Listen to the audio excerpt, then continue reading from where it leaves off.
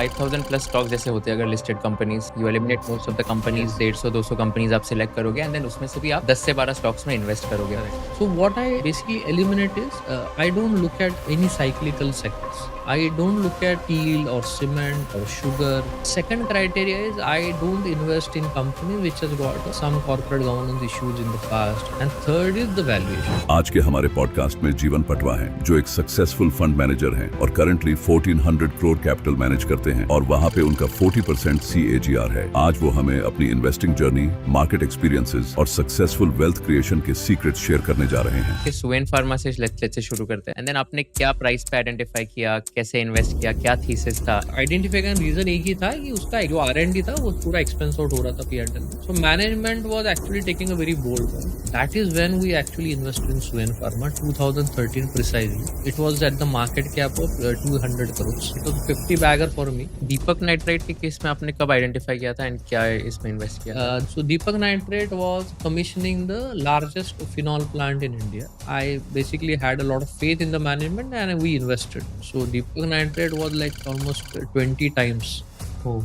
And what are like some sectors that you are very bullish on? So I am bullish on small cap, mid cap, large cap में क्या allocation होना चाहिए for someone who is just starting their investing journey? So for young investors, it's better to stick to small. Video देखने से पहले मेरी एक request है आप सबसे. मैं YouTube एनालिटिक्स देख रहा था एंड वहाँ पर देखा कि 82.6% of my audience who is watching this content has not subscribe to the channel. अगर मैंने आपको थोड़ी सी वैल्यू प्रोवाइड की होगी एंड आपको अगर कंटेंट बहुत अच्छा लग रहा है, I request all of you to please hit the subscribe button so that we can bring you the best quality of guest and give you the maximum value possible. Thank you so much for subscribing to our channel and enjoy this entire episode of conversation with Kushal. Let's start from your investing journey. तो मैं आपके बारे में पढ़ रहा था and I got to know you worked at Lehman Brothers, Axis, etc. तो before that आप स्टॉक मार्केट्स में कैसे एंटर हुए एंड आपने फर्स्ट इन्वेस्टिंग किस में की थी, कौन से स्टॉक में की थी एंड क्या हुआ था? So I basically did my mechanical engineering from Pune University. Then that time basically in the fourth year basically I thought let's check how much I learned actually in the engineering part. So that's where basically I appeared for GATE exam. I did very little study, but I was able to crack the GATE exam. I stood 30th in All India rank. But I was not honestly very prepared to go for the masters. So I said, let's take some experience for 1 year. Let's see whether it suits, and then I will decide whether I want to do the master, pursue in the same mechanical engineering. So I worked for almost 1 year in Tech Mahindra. That time it was known Tech Mahindra. Mahindra British Telecom was the name of the company that time.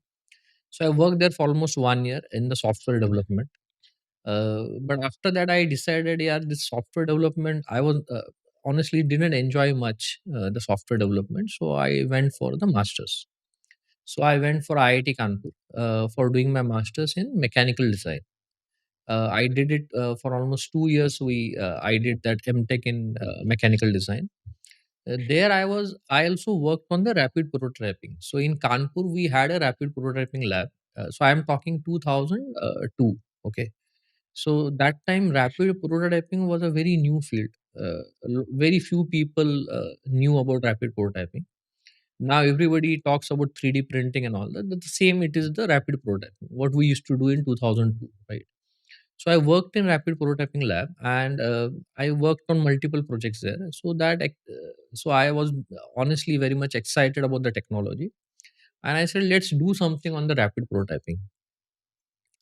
After my master, I joined Geometric Software, which is again into mechanical design software. So I used to work on CATIA software, which is very popular for designing, right?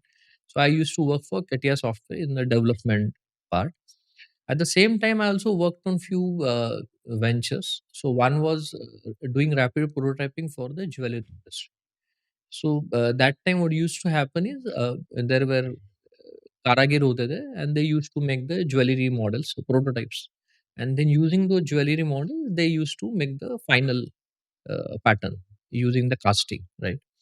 So Karagir typically used to take 3 days, 4 days to make one pattern, and it was also costing much higher because it was 4 days work for Karagir, right? So what we used to do in rapid prototyping is we used to produce the same pattern in 12 hours, 13 hours in the rapid prototyping machine, and we used to sell it at 4,000 rupees, 5,000 rupees, which was very cheap compared to what Karagar used to charge, right? So that is what the idea was. So I got a venture capitalist who ready to put money in my venture. We started the rapid prototyping lab in Pune, and we started supplying to the jewelry industry. So I'm talking 2002. Miss that time rapid prototyping was very new. Very few people knew about rapid prototyping. So we started that, but somehow there has been some issues in the venture. So I need to quit that venture. I worked on another venture which was again related to 3D modeling, which was converting 3D from MRI or CT scans. So whatever MRI images or CT scan you get, you convert that into 3D images. So I developed my own 3D viewing software. So वो time पे काफ़ी सारे special doctor से हम मिले, MD से मिले, right? हमने so just to test how the market is, कि मार्केट में इसका एक्सेप्टेंस कैसा होगा, whether people will really pay for it. Because वो टाइम पे CT scan, MRI used to cost say 5,000 6,000 रुपए मिल आता था। एंड हमारा आइडिया था कि if patient is able to pay say 3,000 4,000 extra देता है, तो doctors will get a 3D model on his own desktop, right? And so doctor can plan far better, he can also consult far better because he is getting a 3D view of the particular organ, right? So we discussed with multiple doctors, but the feedback was so सबका यही कहना है कि यार you are far ahead of time. Nobody is going to pay you 4,000 5,000 for extra 3D model. And doctors के लिए 3D model ज़रूरी भी नहीं है हमको। सीटी में स्कैन से एमआरआई से हमारा काम चल जाता है। So we don't need 3D model, right? So वो फीडबैक के बाद में I also so we didn't start that venture because of this feedback. So these are few venture that I work that time. And करते-करते in 2005 basically the market the BJP government actually changed, the market crashed. So that's where basically I started looking at the market, stock market. धीरे-धीरे उसमें interest develop होता गया। Then simultaneous CFA के लिए register किया, CFA complete किया 2 साल 3 साल में। तो धीरे-धीरे जैसे सॉफ्टवेयर फाइनेंस में स्टॉक मार्केट में इंटरेस्ट डेवलप होता गया, आई बेसिकली डिसाइडेड कि let's go to stock market area. But now moving from software to investment was a difficult path, right? So I decided to first do the CFA. So I moved from Geometric to Headstrong, then from Headstrong to SunGuard, then Lehman Brothers. So I basically moved into different financial services technology, right? So that's what I did for till 2008. In 2008, basically, I got a break in the private equity fund, which is Axis Holdings. So I started my career in the investment side from 2008, exactly when Lehman actually crashed. Just before that, I joined the Axis Holding. There I worked for almost 3.5 years. And then I started my own professional money management with one family office, a very small amount. But from 2013 is when 2012 mid, I would say, when exactly I started this. And then it went very well in last 12 year 13 years. It's been very successful, and that's what it is. 2005 to 8 में stock market का rally हुआ था, but I read somewhere that you lost a lot of your money in those 3 years itself. So that's actually very interesting. So I think this is something I must tell everybody, right? So when I started in 2005, I used to only look at the screen. Okay. So I had no fundamental knowledge. I had no financial understanding. I never even know how to read the balance sheet and P&L or anything, right? Because I was completely from the technical background. तो वो time पे खाली screen दिखता था। Since I was an engineer, it was more kind of fascinating getting into different algorithms and how I can make different structures on the future and option side, right? So I actually started trading in the future and option side in 2005. So I never invested actually in the stocks or equity market as such. It was more of a trading, I should say. Okay, in 2005 to 2008.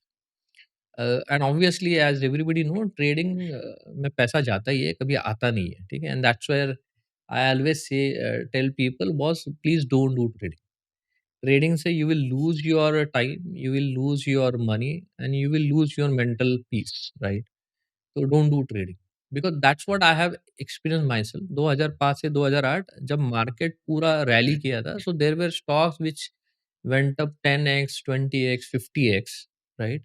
I actually lost money, and I lost money not once or twice. It is once, twice, and then thrice. Okay, so and it is not just low; it was zero. So I invested X amount, it became zero.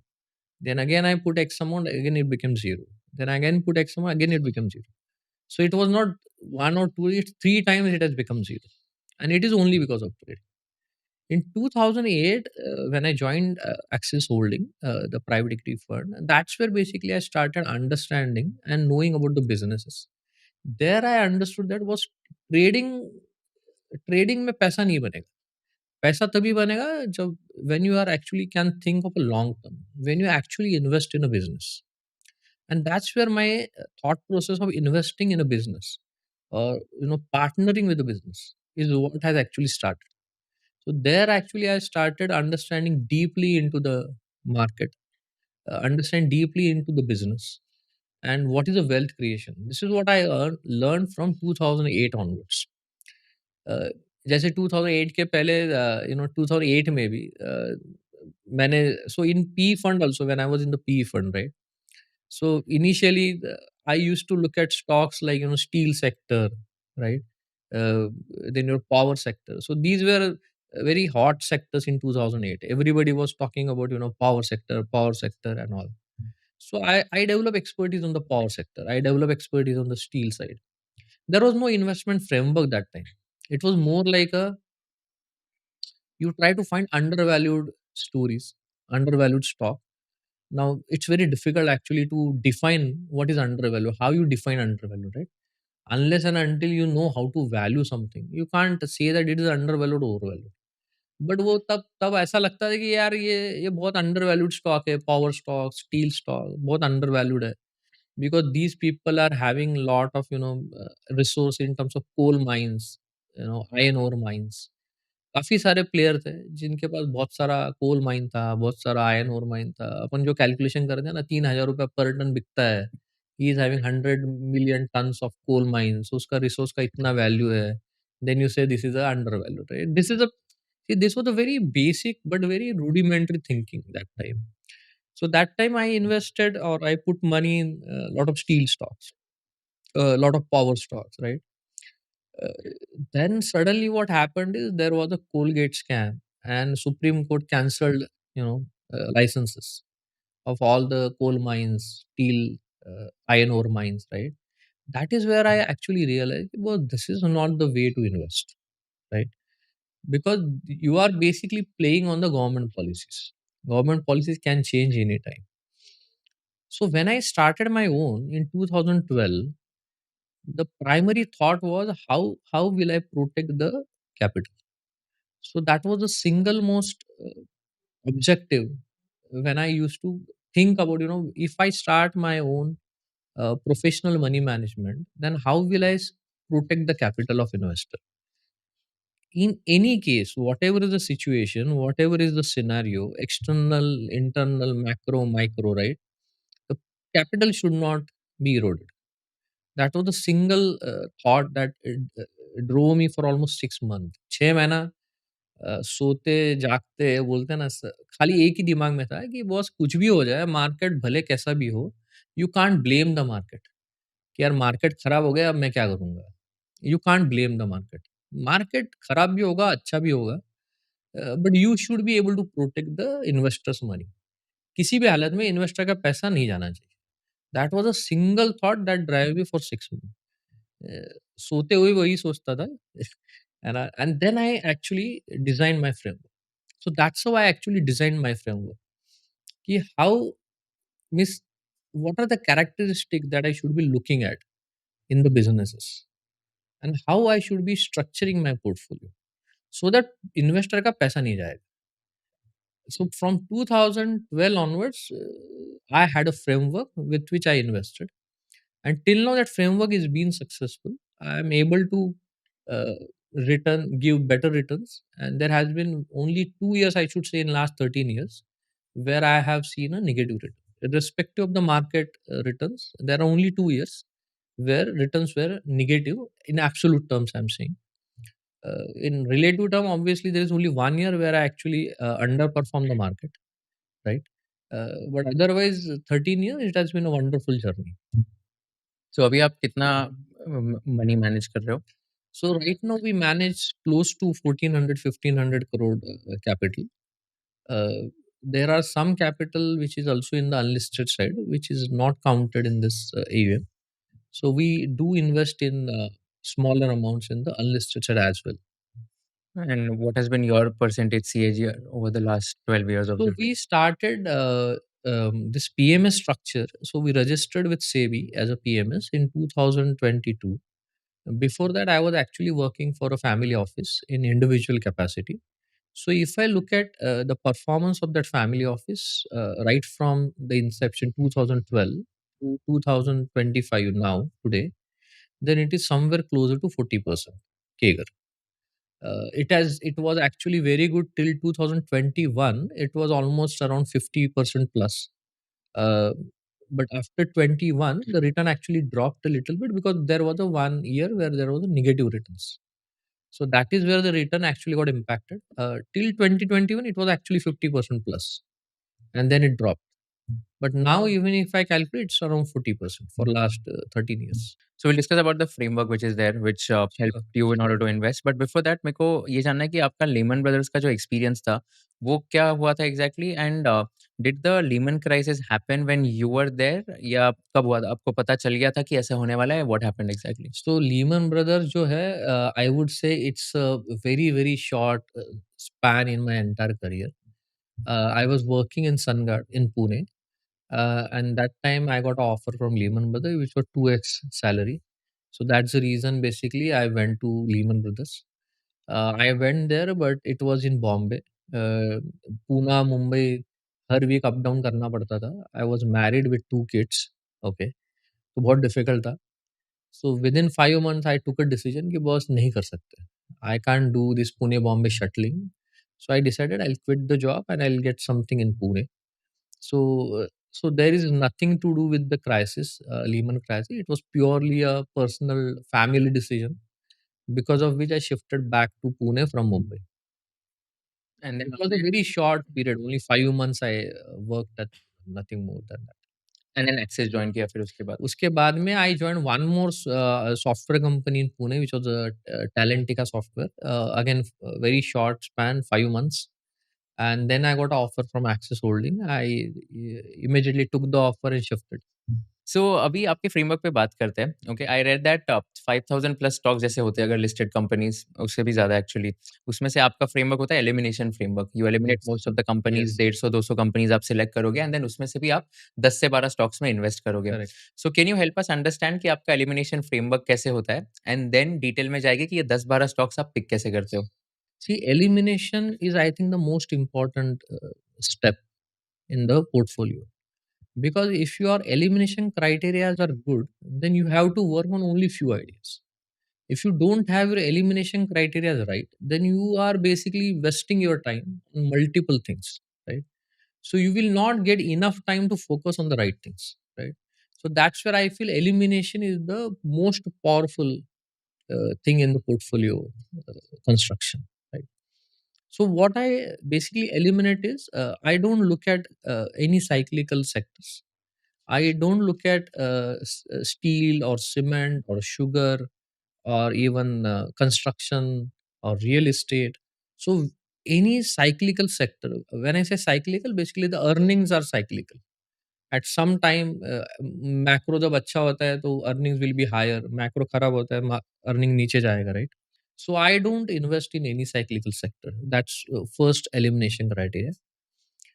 Second criteria is I don't invest in companies which has got obviously some corporate governance issues in the past, or the management has some corporate governance issues in the past. And third is the valuation. So I will not invest in companies where valuation is above the reasonable level.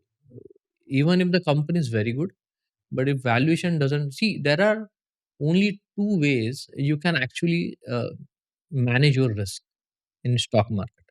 One is allocation, second is your entry valuation. These are the only two things that you have in your hand, correct? If you can't use these things rightly, then obviously your results are not going to be good, right? So that is where I feel entry valuation is very, very important. So even if the business is very good, I will not buy it at any valuation. I will buy only if it is a reasonable valuation, right? So these are the few elimination criteria. So once you eliminate, so that's where I say that there are only 100 or 150 businesses which actually get screened with these elimination criteria. Then after, when I look at selecting the businesses, I first look at the sector. So there are three things so one is right sector, there is right management, there's the right valuation, correct? So right sector is the sector which has got a decadal theme. So I don't look for very short term 2 year 3 year kind of horizon. I will look for sector which has got a 10-year runway ahead. Because even if you go wrong on valuation at some point, if the story is for next 10 years, you will make up in the run, right?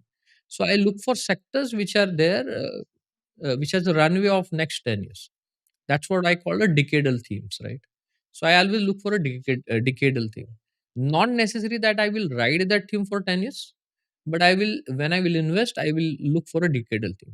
The reason is, even if, for example, if I am putting in a particular sector, if that sector is going to go only for 2 years or 3 years, right? It may happen that people will start losing the interest a year before only, right? If it is for 10 years, I have enough runway to play for the sector, correct? So that is where I will look for a decadal themes. Second, in that particular sector, I will look for the right businesses. Now, how do you define the right business? Now, every sector will have a specialty business and commodity business. For example, let's take an example of, say, pharma. Pharma will have a generic businesses which are commodity, and then it will have a CDMO which is a specialty side. If you look at chemical, again you have a bulk chemical businesses which are commodity. You have a specialty chemical business which is a niche. If you look at auto, again you will have a commodity auto which is supplying to, say, Maruti, Mahindra, Nissan, right? And they are supplying specific, seats or maybe some chassis, right? So these are all commodity. They are all cost plus model, correct? And there will be some specialty businesses which are working on the value plus model, right? So every sector will have a segregation. So every sector will have this segregation. Even in the defense, you will have a commodity businesses. Like nowadays, there is a trend that every company which supplies to defense gets a tag of a defense company, correct? But there are so many companies which are actually in a very commodity type of business, like fabrication business. There are a lot of companies which do they construct a bridge for defense, or they construct a particular, fabricate particular structure for defense, right? These are all fabrication companies. Now, whether it works for defense or it doesn't work for defense, their margins are not going to change. Fabrication will always make 20% gross margin. It can't make more than 20% gross margin, correct? So that's a commodity businesses. Even if supplies to defense, it can't be tagged as specialty business, correct? So, and there are businesses which are working on the software side of the defense, which are working on avionics, electronics, warfare thing, right? So these are the specialty businesses. So in every sector, you will have commodity businesses and you will have a specialty business. Banking में क्या होगा ये? Banking, I don't invest. So I don't invest in anything in banks or NBFC. No, I don't invest because I feel there is no differentiation. See, money itself is a commodity, right? So if somebody, uh, some bank or some NBFC, if they want to grow, say for 50% every year, it's not difficult. If they lose the credit criteria, they can grow at 50%. See, पैसे लेने वालों का कोई कमी नहीं है, right? If you start, अगर आप पैसा देने के लिए रेडी हो, तो you will get number of people who are looking to borrow, correct? So if you loosen your credit criterias, अगर आप किसी को भी पैसा देने को रेडी हो, तो लेने वाले लाइन लग जाएगी, correct? So because money is a commodity finally. So that is where I don't invest in NBFC or banks. Strict no. I will invest in sector which is related to banking or NBFC, but which are into technology side. So company which are giving technology to banking or BFSI domain. That is where I will invest. So I invest. So when I say right business, these are the specialty kind of businesses in every sector. Okay. So I will look for the specialty business in that particular sector. And then third comes the right valuation. So if your entry valuation is right, obviously your returns will be better. If your entry valuation is very high, even if the business is very great, you will not make good returns. Can you help me understand कि when you say reasonable valuation इसका क्या मतलब होता है? And with some examples, how do you identify कि okay ये reasonably valued है और ये overvalued है या Very undervalued good है? question actually. So वो बोलते हैं ना valuation is always a very subjective. It's not objective. You can't put a particular say कि है ना इसका valuation इतना होना चाहिए है ना. जैसे अपन बोलते हैं ना कि कोई फ्रूट का भी वैल्यूएशन ना यू कांट से कि वो लेने वाले पे डिपेंड है करेक्ट अगर मेरे को चाहिए तो फिर मैं 100 में भी लेने को रेडी हो जाऊंगा so valuation is very subjective see there are two very important parameters when you look at a valuation. One is the growth. Second is return on capital. These are I call these two parameters the god of parameters. These are the two gods of parameter valuation. Okay. One is your growth. Now, where the growth comes from? Growth कैसे आएगा?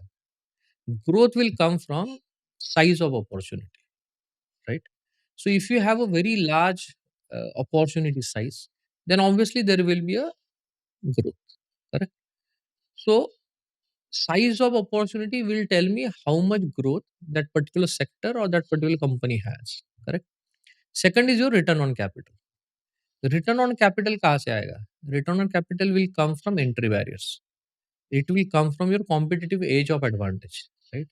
So अगर आपके पास competitive edge है, if you have the advantage for a very sustainable competitive advantage, this is the I think the right word. It has to be sustainable. It has to be a sustainable long competitive advantage for a very long term, correct? Then your return on capital will be maintained. So only size of opportunity doesn't ensure that you will have a better valuation.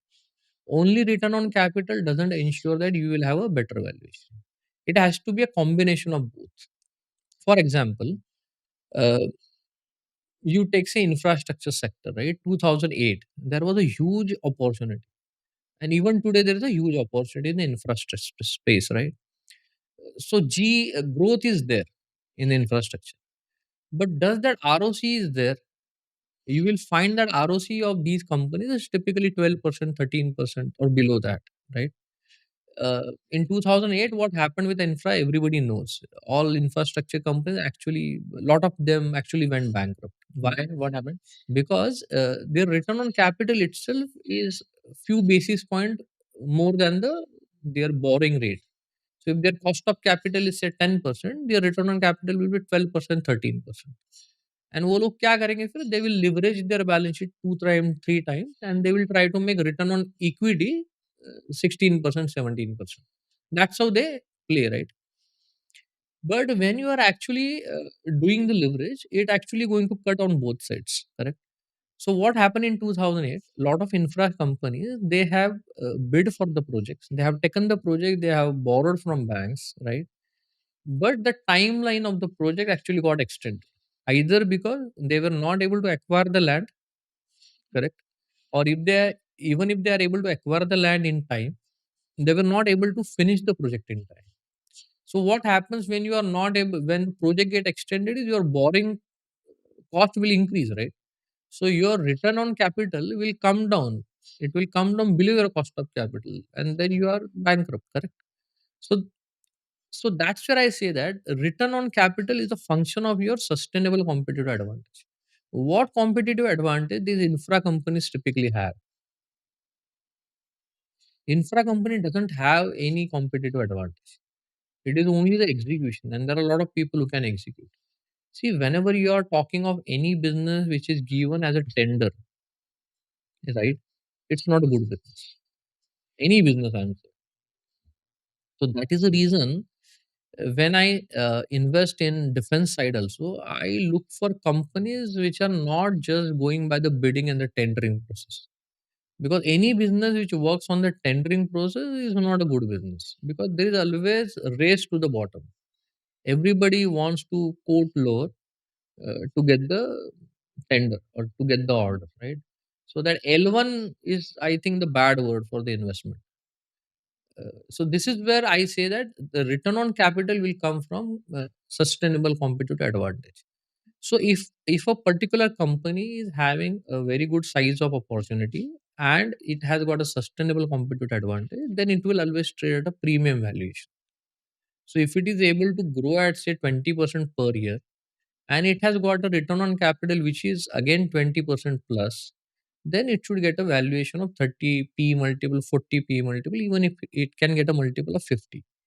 Now, as the company grows bigger and bigger, as the base effect becomes bigger and bigger, then the growth also becomes little challenging. So if a company is able to grow at 20% even at a larger base and larger scale, then obviously it will get a better multiple, because they are able to grow at 20% even at a larger base. So their P multiple will be even at a premium. Correct. Now there is one more factor to the valuation, which is driven by the liquidity. Correct. So what happens is, for example, if I am a foreign institutional investor which has got a cost of funding at 4%, 5%, right? Then my required rate of return from equity is 15%. Correct. Now, if a particular company is going to grow at say 30% for say next 5 years, so for example, let's take 25%, so that calculation थोड़ा easy हो जाएगा, ठीक है? So if particular company profit is growing at 25% for next say few years, so 3 साल में profit double हो जाएगा, correct? 6 साल में उसका profit 4x हो जाएगा, correct? For example, वो कंपनी का प्राइस अभी चल रहा है 100 रुपीज का, ठीक है? और उसका पी मल्टीपल चल रहा है 20 का, तो उसका earnings will be 5 rupees per share. Now in 6 years, that earning will become 5 to 20 rupees per share, right? Now, if I'm buying that company at 100 rupees, so at a P multiple of 20, right? Assume that the same P multiple will continue even after 6 years. 100 का हो गया, So आपका 20 रुपए था, आपका 400 हो गया. So नहीं, 100 रुपए था वो 400. 100 रुपए का आपका 400 रुपया हो गया. अगर 4x हो गया आपका. बट मेरा रिक्वायर्ड रेट ऑफ रिटर्न जो है 15% ही है. तो मेरे को 5 साल में डबल चाहिए. करेक्ट. तो I will be ready to pay not 100, but I'll be ready to pay even 150, 180 rupees for that particular stock, because I am happy with 15% rate of return. Correct. So that's how your P then get enhanced. So when institutional investor starts buying in a particular company, what happens is P gets expanded. So you need to find companies which will become a favor of institutional investors in the future. How do you find that? So कैसे that पता is चलता where है? I basically say that I want to invest in companies which are under research. Okay. If the company is under research, it will be under owned. Correct. If it is under research, has to be under owned. If it is under owned, has to be undervalued. Correct. So, so you need to find companies which are under research. If the company is under research, it has to be under owned and then undervalued. When it will get research very well, so if the earning keeps coming, if the business is very good, right? If it gets to particular scale and size, then people will start researching that company. As they start researching, they will start, buying the stock. So it becomes ownership, changes to institutional ownership, and that's how the valuation then get enhanced. So you are saying you only invest in micro caps and small caps? I will not say micro cap, small cap. I will say that I will always invest in companies that are under research. Lot of time, what happens is companies go out of favor, so their ownership also decreases, right? And their valuation also decreases. But if the company business is still good, they will again come in the favor. So there are a lot of such example, right? Where company goes out of favor and then you invest. But typically, till now, if you ask me, I have always invested in the micro caps and small caps, which are not research outside. So let's talk about some of your successful bets. And I was going through some of your portfolio companies, and I want you to deep dive कि आपने कैसे identify किया number one, and then identify करने के बाद आपने क्या numbers देखे एंड कैसे आपने इन पे बेट लिया एंड क्या रिटर्न्स कमाए. So, like a lot of companies which I was going through, so Suven Pharma is one of them, Laurus Labs is one of them, Deepak Nitrite, Manorama Industries. So one by one करके, like I just want you to deep dive कि okay, Suven Pharma से let's से शुरू करते हैं. And then आपने क्या price पे आइडेंटिफाई किया, कैसे इन्वेस्ट किया, क्या थीसिस था, and then we'll talk about other companies. Sure. So Suven Pharma I invested in 2013. That time nobody was even talking about the CDMO space, right? Everybody was knowing only generic pharma because that's what there in India. Generic pharma, maybe branded generics was another flavor, and then they had a lot of pharma MNCs. That's it. Nobody was even talking or knowing about the CDMO, pharma CDMO. That is when we actually invested in Suven Pharma, 2013 precisely. It was at the market cap of 200 crores, right? Why? How I actually found this company is basically I used to read a lot that time. I used to go through each and every company's annual reports, results, quarterly results, everything, right? What was striking that time with Suven Pharma is they used to expense out all the R&D expenses. They never did a capitalizing of the R&D expense. That is where I like the started digging deeper into the Suven Pharma. Usually ये companies amortise करती है क्या? Lot of time what happens is they will capitalize their R&D expense, right? They will not put a expense so that their P&L doesn't get impacted. Got Right? It, ताकि profits मतलब अच्छे profits दिखे. अपना smooth दिखेगा, okay. Right? नहीं तो profit में volatility चालू हो जाएगा, राइट? तो सुवेन फार्मा बेसिकली आइडेंटिफाई का रीजन एक ही था कि उसका एक्सपेंस जो आर&डी था वो पूरा एक्सपेंस आउट हो रहा था पी&एल में. So management was actually taking a very bold call, right? So that's when basically I started digging deeper into the Suven Pharma. And then what I realized is Suven Pharma has actually been stand out in the Indian pharma industry. Why? Because this guy was working since 2000. So this is the guy who actually started the company in 1995 with a CDMO space itself. So they started as a CDMO.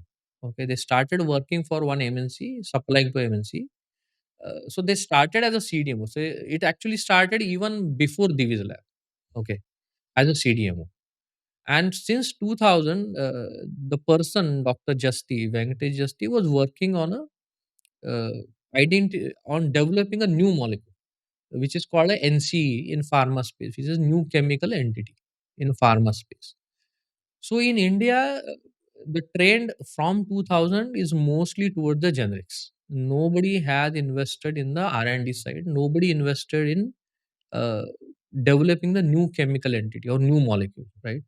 And Suven was actually putting all his profits into developing a new molecule since 2000. Since 2000. And if you actually see his thought process, he has actually chosen the most challenging area in the pharma, right? Firstly, doing R&D on new molecule itself is very rare. In that, working on CNS, central nervous system, it is very, very difficult. In that, working on Alzheimer is the most difficult. So he has actually chosen the most difficult in the pharma space. So he was working on developing a new molecule for Alzheimer. Okay. So that actually excited me. And that is where I invested in Suven Pharma at 200 crore market cap. So it was having two businesses within the company. One was the CDMO, where he was getting a huge free cash flow every year. And then second was the R&D part, where he was actually putting this free cash flow into developing the new molecule. So on the P&L, people were not able to understand that the profit is actually much higher than what it is showing, because a lot of his profits is getting invested back into the R&D work, correct? So that is where I like Suven Pharma. So I bought at a 5 or 6 P multiple that time, because people were not able to understand what he's doing, right? And then I think 2016 onward, I think people started knowing Suven Pharma when they started talking about the the research, the Alzheimer molecule and all that. 2020 I think they demerged both the divisions. So they separated CDMO division and they separated the R&D part. So that time, 2021, I think the market cap was 10,000 crore plus, right? It further went to now 30,000 crores. But I exited around 12,000 crores. So it was a 50 bagger for me. It has been one of the best performer in the portfolio. तो इसमें numbers पे आप थोड़ा बता सकते हो कि आपने क्या नंबर्स देखे थे व्हेन यू से कि फ्री कैश फ्लो बहुत ज़्यादा था? Are there like specific ratios you looked at before investing in the business? See, if you remove his R&D expense, his profit margins was almost around 30%. Okay.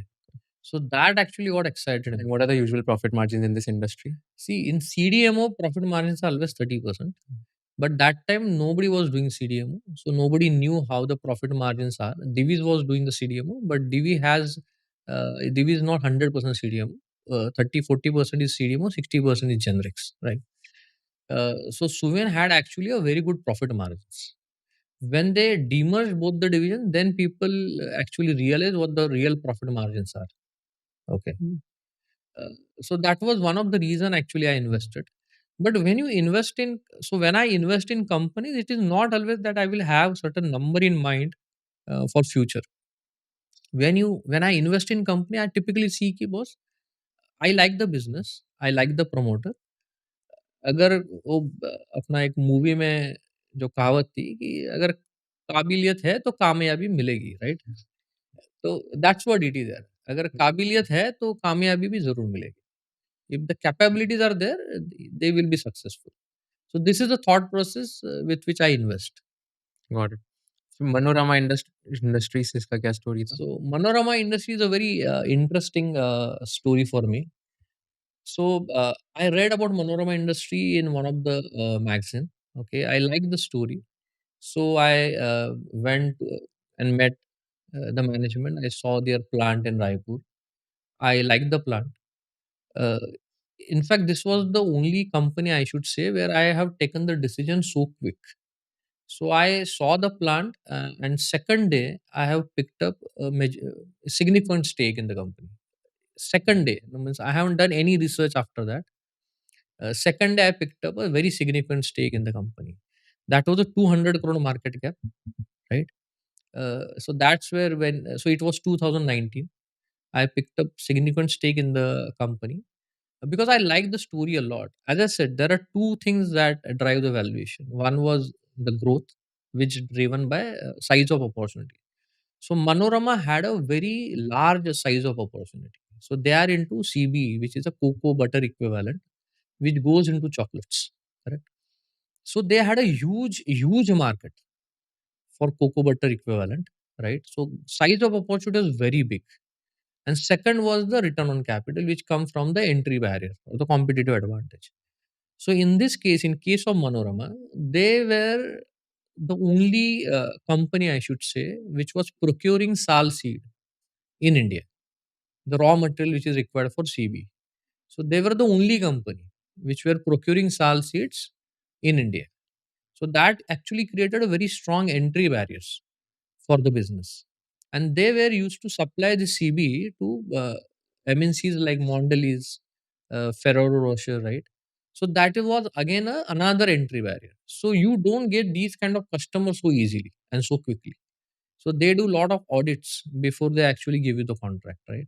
So they were having these kind of customers. They were having entry barrier on the sourcing side, right? And the opportunity is very big. So these were the three things which actually got me very excited, and I acted on it very quickly.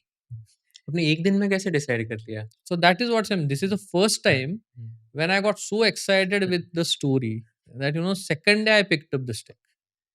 So and इसमें फिर आपने एक दिन में decide किया invest करने का, but ये कंपनी आपके रडार पे कैसे आई थी? पता कैसे so चला? I was reading some magazine. There I read about Manorama, what they do.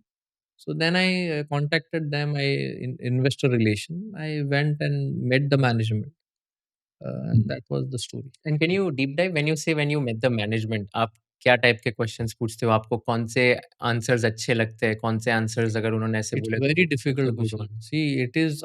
I would say this comes with the experience. One, because a lot of time it is not about the question and the answer.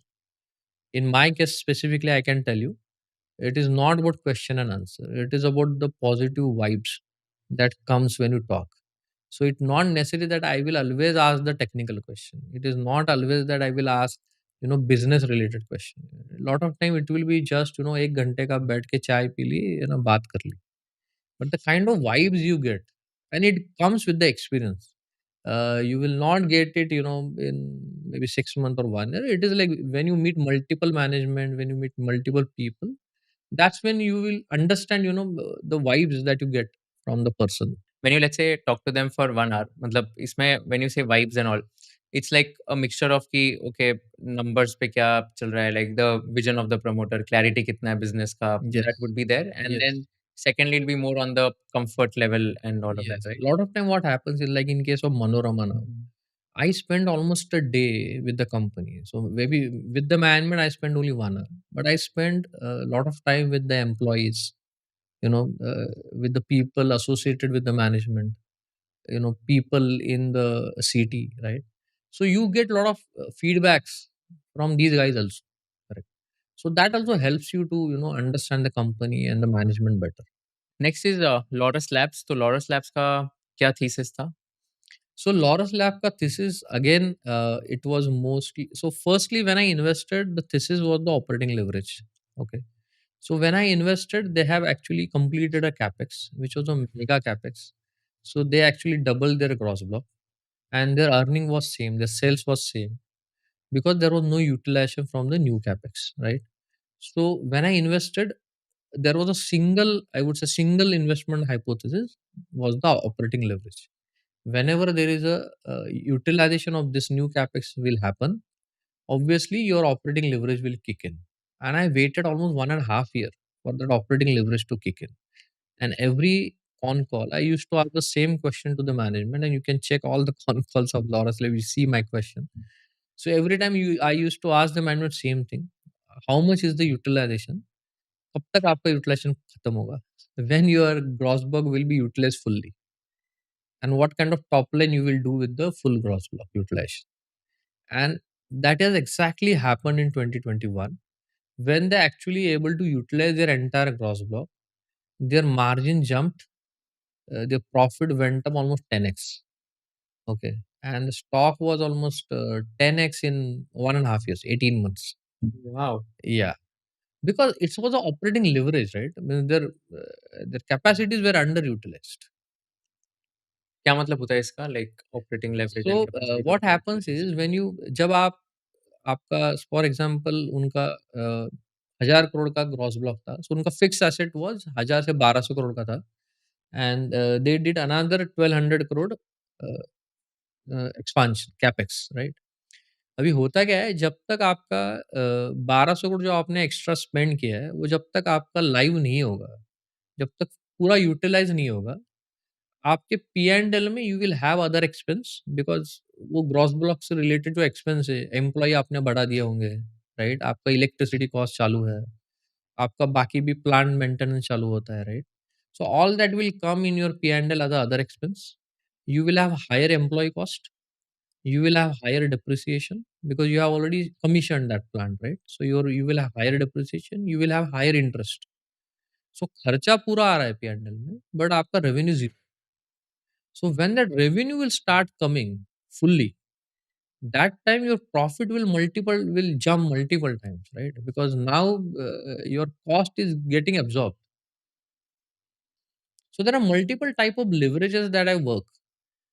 One I call it as a product mix leverage. Okay, where basically your gross margin moves up, your gross margin changes. Why?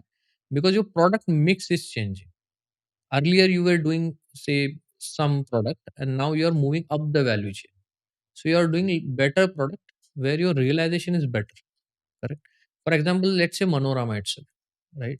Manorama earlier was doing, for example, say only butter.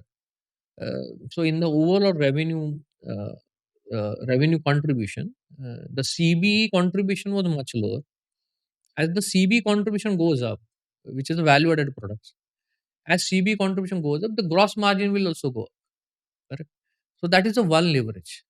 Second leverage is basically your operating leverage. which comes from your fixed cost and variable cost.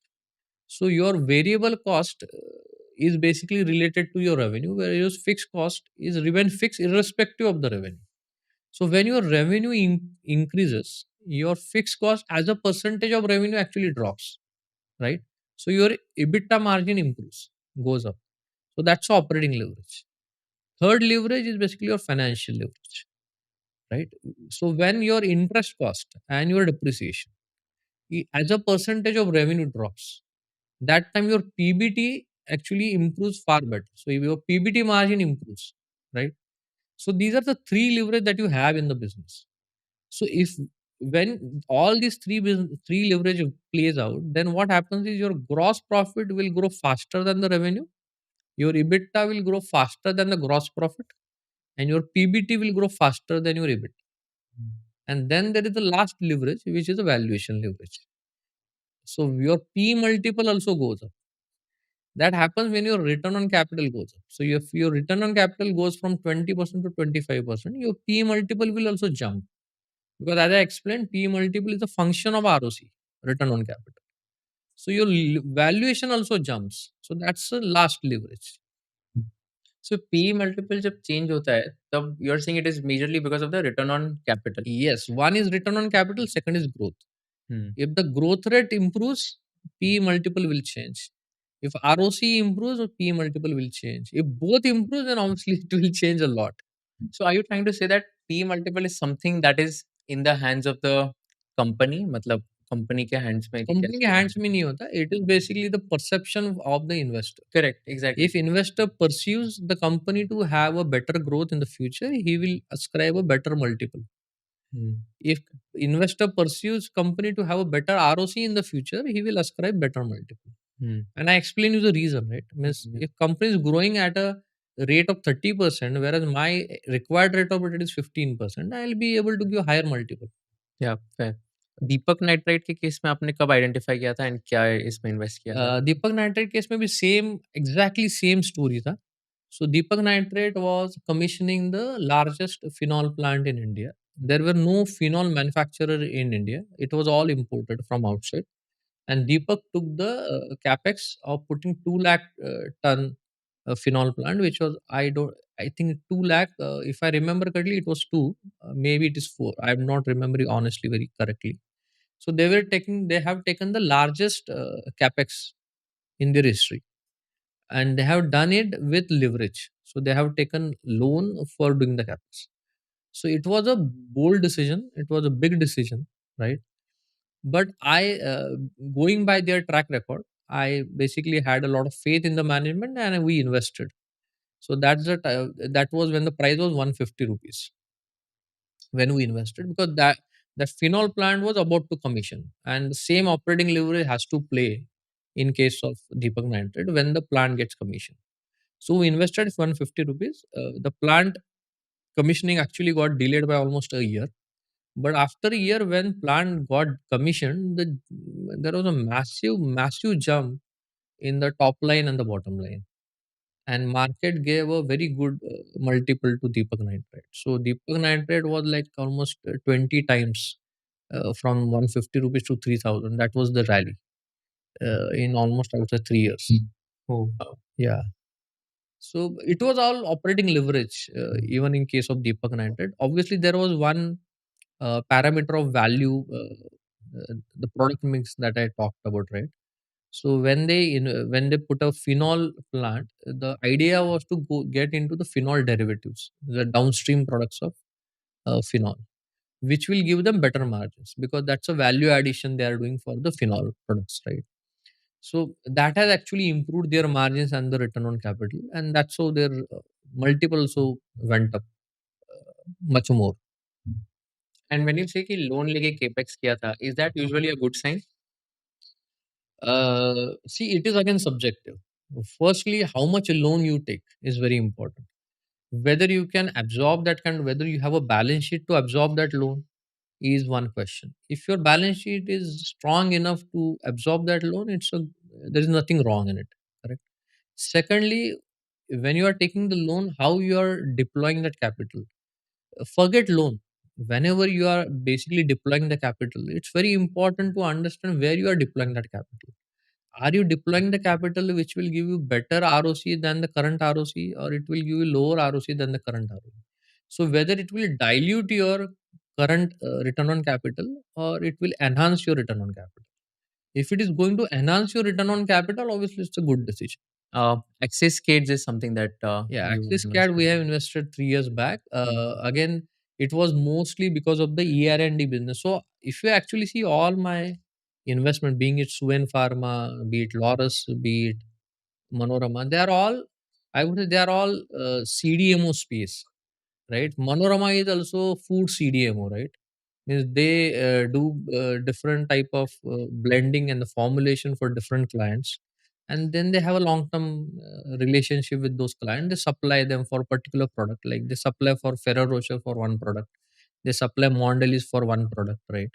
So this is nothing but a food CDMO, right? Laurus is a CDMO player, Suven is a CDMO player, Axiscad was it's an ER&D player, engineering research and design, which is again I would say engineering CDMO, right? So that is where I typically, if you look at my investment philosophy, you will find a lot of companies which are in the CDMO space, manufacturing CDMO, engineering CDMO, food CDMO, defense CDMO, right? Now Axiscad has now actually become a defense CDMO play.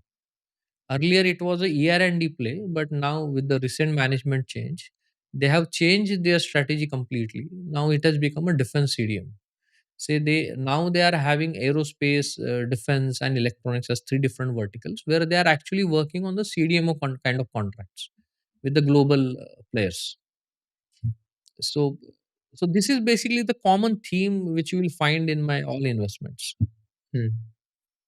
तो इसमें एक्सिसकेट्स का कैसे आपने identify किया था? ये कैसे? One, obviously it was triggered by the management change. So that time new management joined. Then management came from Tata Technologies, which has done very well in ER&D business.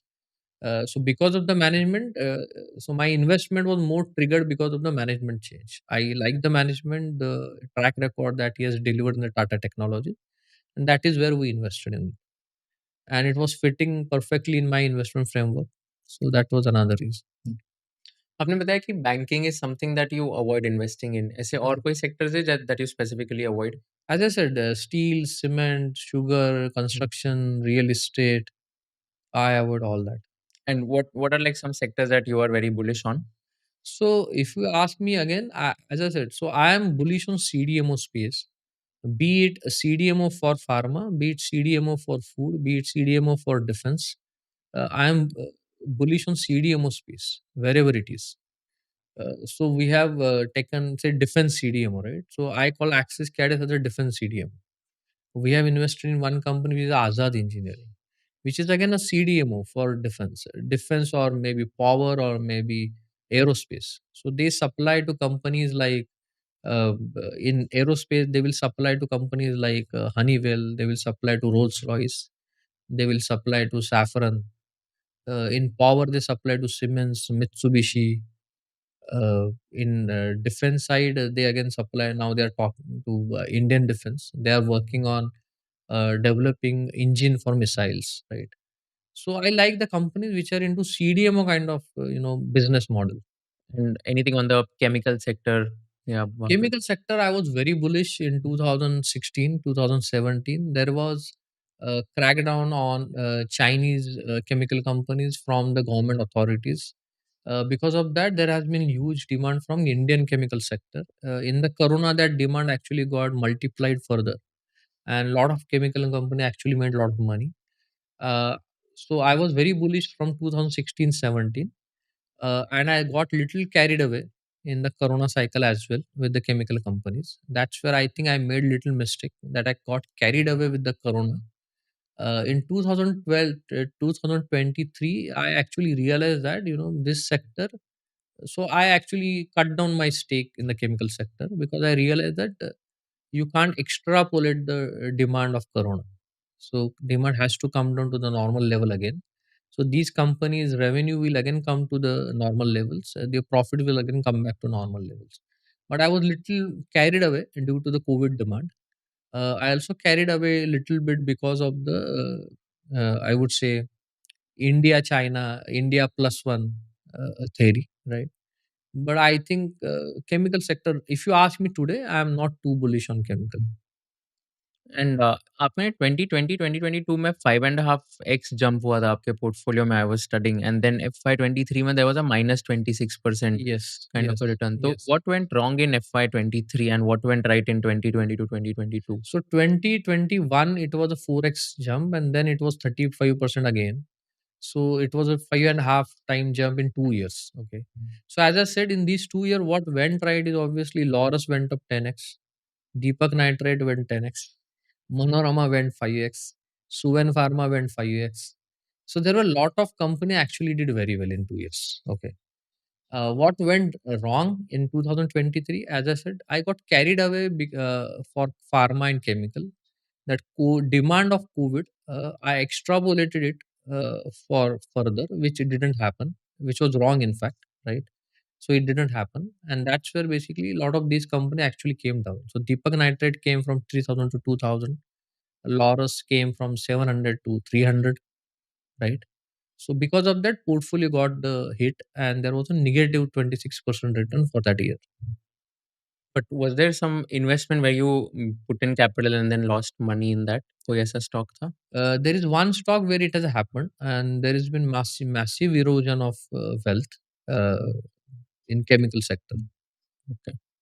And 2017 to 20, small cap index went down by 40%, but your portfolio was up by 10%. Yeah, Yes. what had happened exactly? Yeah. So that time, basically, 2017, there was a massive, I would say, mid cap rally, small cap rally. There was a bubble, in fact, in small cap and mid cap. And that time, I actually told, I remember very well, I told my investor that I don't want to follow this rally. I want to stick to my framework.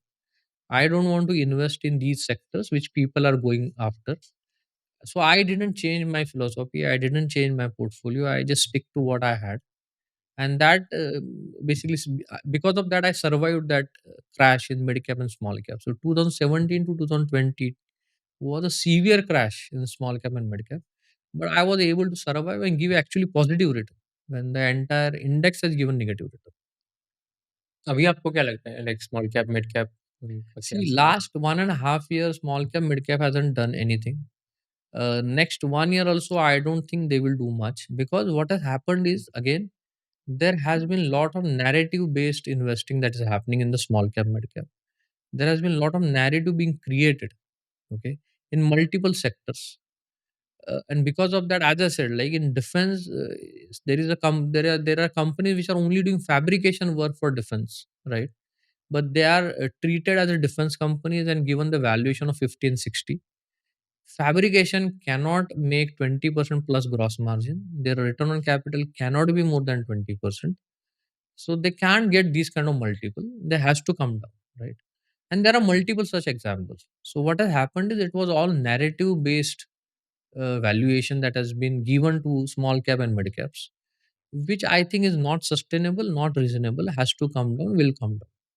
And what about the broader Indian markets? Do you think? Broader Indian market, when you talk about large caps, again, I would say large cap will do well. But when I say well, it is not going to be like 20% return per year. No, It's going to be, Sensex and Nifty, like yeah, yeah. So Nifty should do, I think, 10 to 12% return per year for maybe next 3 or 4 years. Only reason is right now there is a lot of liquidity in the market. Liquidity is coming from global side also now, and it is going to come from the internal domestically also. So only because of the liquidity, I feel we are going to get a better rate. If you ask me fundamentally, the valuations are not that attractive. They are not very juicy, honestly. But just because of the liquidity, I think this can be sustained. Do you invest outside India as well? No, I don't do. Yeah. Any specific reason? No, I think there is no specific reason. It's just the you need to have more compliance, more structure, and all that. Which I think there are a lot of opportunity available in India. So why to go outside? Fair. And like any other asset class that you invest in apart from equities? No, only Food equity. So आपका personal asset allocation is 100% to 100% equities? equity. Oh.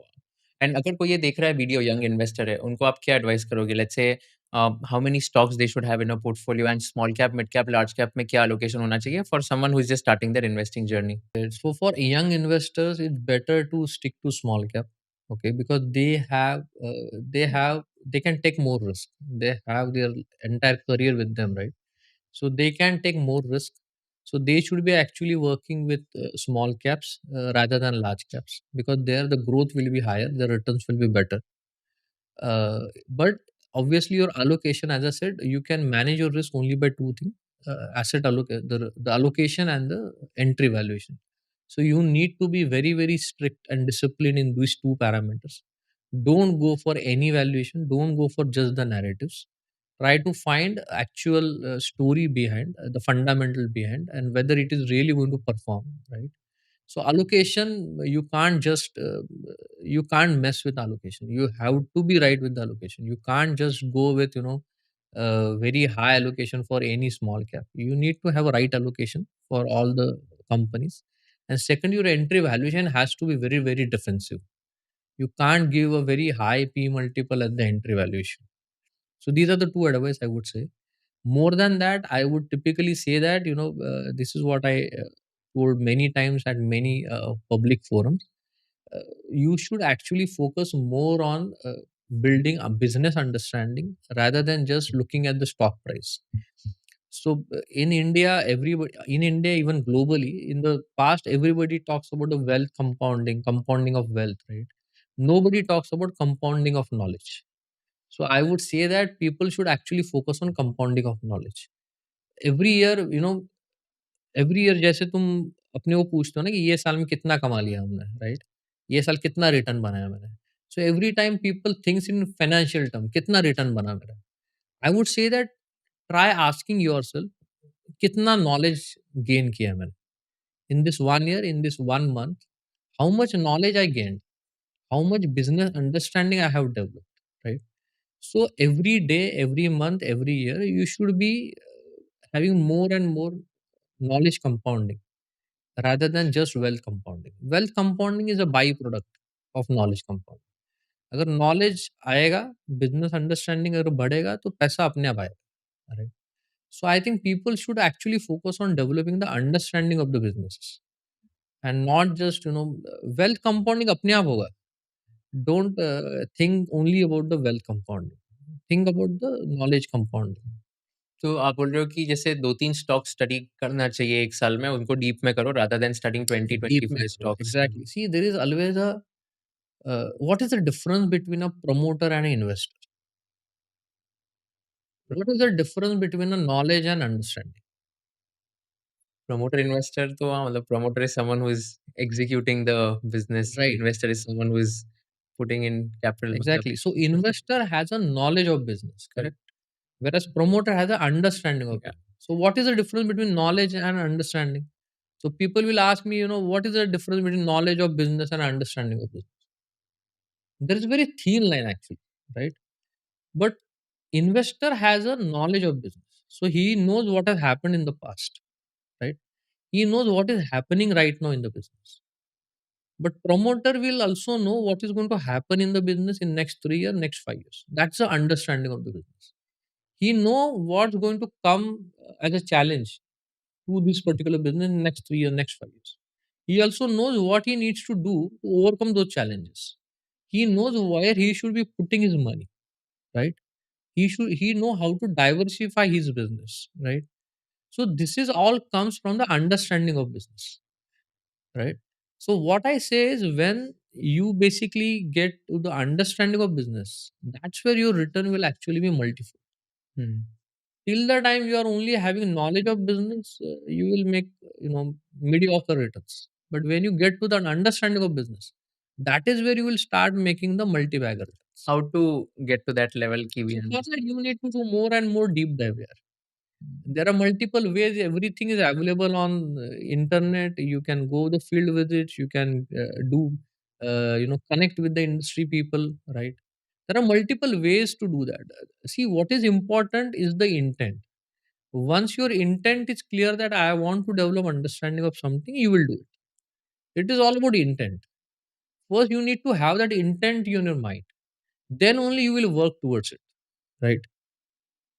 आपने ये जो startups list हुए हैं Zomato, Paytm, Nykaa, ये कभी evaluate किया कि इस पे क्या थीसिस है आपका? नहीं, मैंने आज तक कभी कोई इंटरनेट स्टार्टअप पे इन्वेस्ट नहीं किया, नेवर स्टडी भी नहीं किया। क्यों? I don't know, I think I don't understand those businesses honestly, I don't understand. But जैसे ज़ोमैटो है जैसे बोलते हैं ना कि if you don't understand you can't appreciate, you can't value also. तो वो अंडरस्टैंडिंग ही नहीं आ रहा है अभी तक, या मैंने कभी मेहनत भी नहीं है किया अंडरस्टैंड करने में। So that may be another reason. आपको सीडीएमओ इतना पसंद आ गया, ज़ोमैटो में जाने की ज़रूरत ही नहीं पड़ी होगी। Correct.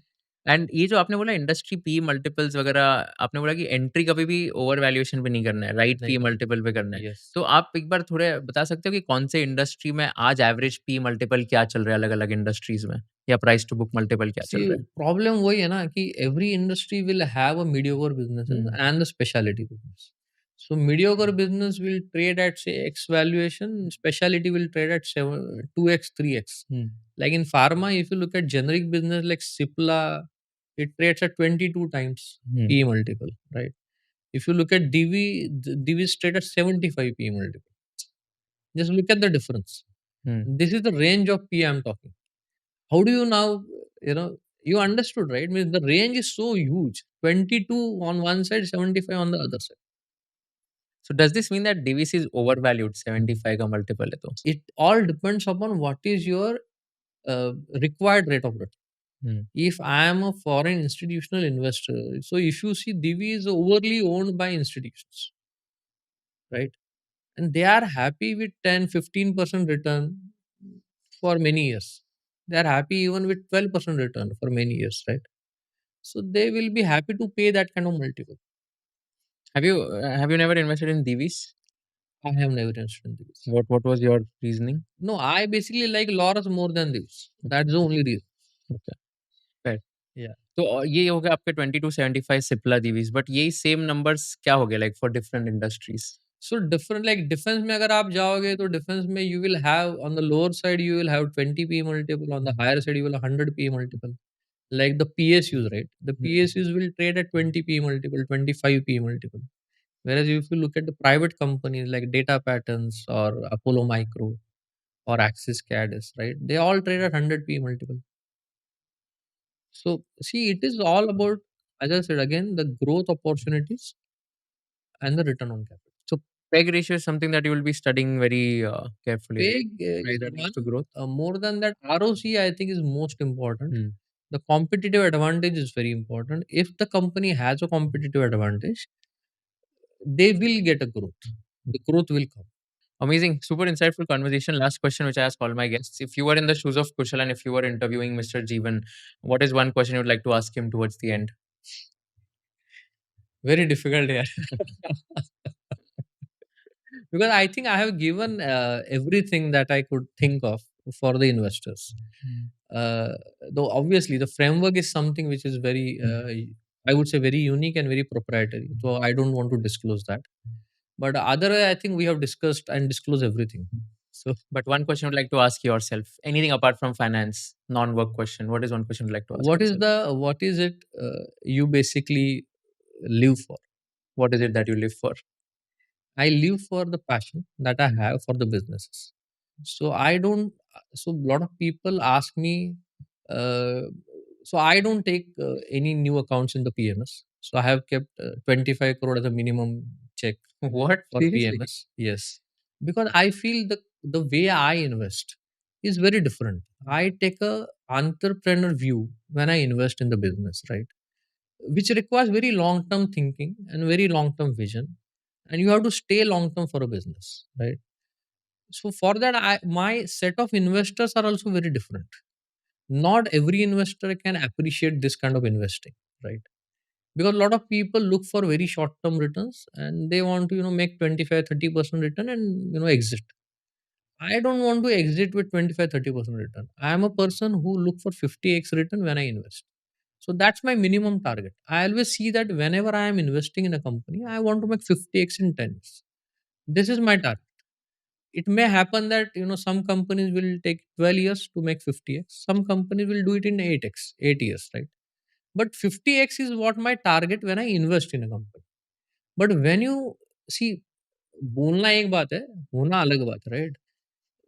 That's where I always say that identifying multi-bagger is very easy, but riding multi-bagger is very difficult. है ना? हर जब भी कोई स्टॉक 2x होता है, people have the temptation to sell half.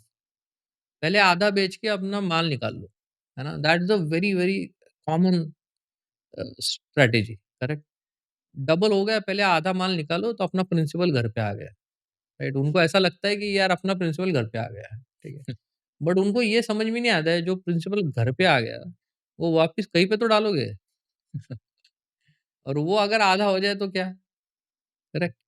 सो ये जो इन्वेस्टिंग स्टाइल है, the my investing style is very different. I look for 50x in a very long term, like 10 year is a long term period. It's very difficult to say कहना बहुत easy है कि यार मैं ना 10 साल के लिए मैं बैठ सकता हूँ, और बैठना बहुत डिफिकल्ट है, ठीक है? And going through all the cycle is very difficult. So I want investor who can understand my investing style and who are aligned with my investing style. That is the reason why I kept this bar. So I don't work for money or AUM or fee. I work for the passion that I get from, in identifying the businesses, working with those businesses very closely, mentoring those businesses, and growing those businesses. So that's my passion, and that's what I work for. But it's very difficult in this industry to have this kind of investing style. Mhm. Awesome. Thank you so much for doing this. Had a very, very good time learning from you about your companies, about the stock thesis and all. Thank you so much for being so transparent and so frank, and wish you the best for your future endeavors. Thanks a lot, Kushal. Thanks for all your efforts and inviting me again for your studio. Thanks a lot. Thank you so much. Bye. अगर आपको ये video पसंद आया होगा तो I request you to share it with all your friends and subscribe to our channel so that we can give you more value additive content in the shortest amount of time. हमको ये बताइए कि आपको कौन से kind of guest चाहिए, हमको ये बताइए कि कौन से क्वेश्चंस मुझे नहीं पूछने चाहिए थे, कौन से क्वेश्चंस मुझे और पूछने चाहिए थे ताकि आपको और ज़्यादा वैल्यू मिल सके, और कौन से ऐसे पार्ट्स हैं जो आपको बिल्कुल पसंद नहीं आए ताकि हम लोग ये पार्ट स्ट्रीम कर सके फ्यूचर एपिसोड्स में। So thank you so much once again for watching this episode and keep sharing all our episodes with your friends and keep giving us feedback so that we can improve and come up with better quality content.